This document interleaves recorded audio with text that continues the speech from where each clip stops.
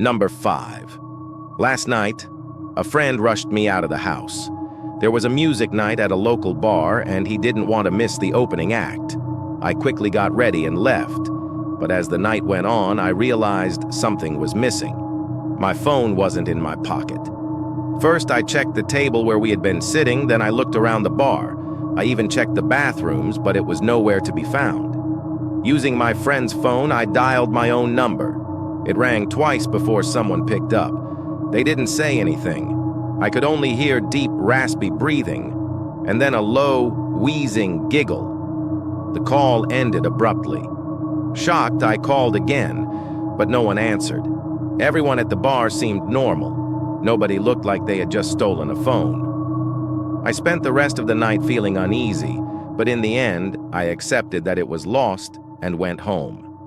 I walked inside, straight to my room, and was about to lie down when my eyes landed on my nightstand.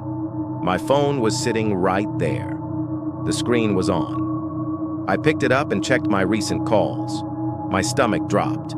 My number wasn't in the incoming calls list, but in outgoing calls, just 5 minutes ago, a call had been made from my phone to a number I didn't recognize. Number 4. When I was a kid, I was always the last one picked up by the school bus. Every morning, I stood alone at the stop, waiting. That day was no different, except for the bus that arrived. It looked like my usual school bus, but something was off. The windows were dark and there were no kids inside.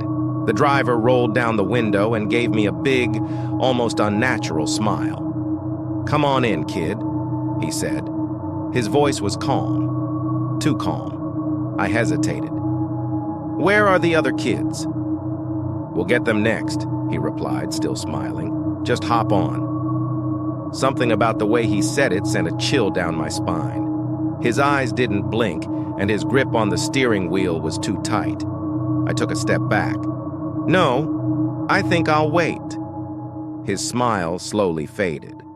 For a few seconds, he just stared at me, unblinking. Then, without another word, he shrugged, shut the door, and drove off, slowly, almost reluctantly. A few minutes later, my real school bus pulled up, filled with kids and my usual driver. I got on without a word, still shaken. That night, I mentioned it to my parents. Their reaction was immediate. My mom froze mid-bite, and my dad's face drained of color. They started making phone calls, asking around. The next day, I overheard my mom whispering on the phone. "No, nobody else saw it," she said. "And the school says there was no other bus scheduled for that route. So whose bus was that? And more importantly, who was supposed to get on?"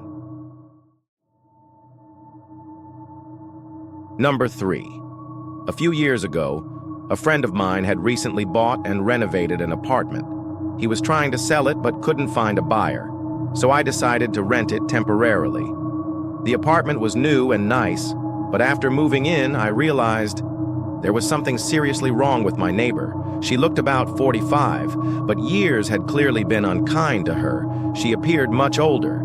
She never seemed to sleep. Every night, she would blast Christian radio shows and talk loudly, as if she were having a conversation. But I never heard anyone respond. After a while, it became unbearable. I couldn't sleep anymore. One night, I finally had enough and knocked on her door. When she opened it, what I saw inside sent chills down my spine. Her walls were covered with crosses. Some were painted, some were just crudely drawn. Words like Jesus, salvation, and angels were scribbled all over. Every single window was painted black, blocking out any light. The air was thick and damp. The carpets were old, stained yellow and littered with dead cockroaches, rotting food, and dog feces. But there was no dog in sight. Trying to keep my voice steady, I asked, "Could you please keep the volume down?" She just stared at me, unblinking. Then, without a word, she slowly shut the door in my face. That night, the radio was even louder. The following night, my girlfriend was staying over. Sometime past midnight, I opened my eyes and saw a shadow standing in the corner of the room, watching us. At first, I thought it was just my sleepy brain playing tricks on me.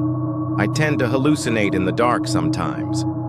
But then, the shadow spoke. "You should lock your door at night." It was my neighbor, and she was holding something in her hand. I was frozen in fear. She stood there for a moment longer, completely still. Then, without another word, she turned and walked out.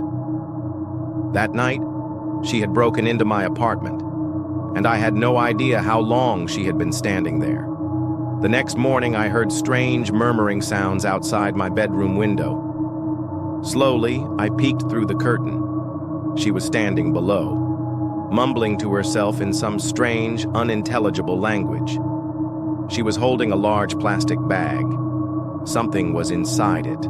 The bag was wet and yellowed, and in the scorching heat, the stench of death coming from it was overwhelming. That's when I realized she was carrying her dead, rotting dog. At that point, I was beyond terrified. I ran upstairs and knocked on another neighbor's door, desperate to understand what was going on. The man's face immediately went pale. "She broke into your place too?" he whispered. Apparently, one night, while he was watching TV with his family, he got up to grab a snack from the kitchen. When he turned back around, she was standing behind the couch, holding something. I swallowed hard and asked, "What was in her hand?" The man hesitated, then muttered, "A power drill." And that's when it hit me. That night, when she was in my room, whatever she was holding in her hand was probably a power drill. I was shaking. I immediately called the police. They knew exactly who she was. She was a violent schizophrenic who had stopped taking her medication. But since she owned her apartment, they couldn't legally remove her unless she left the building.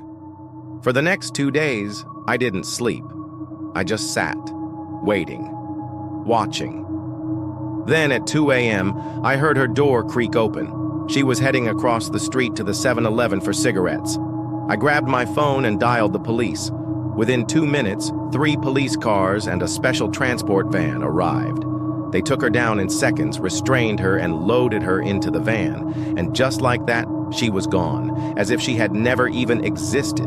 I never saw her again, but to this day, I still have nightmares of waking up to find her standing at my bedside, watching me sleep.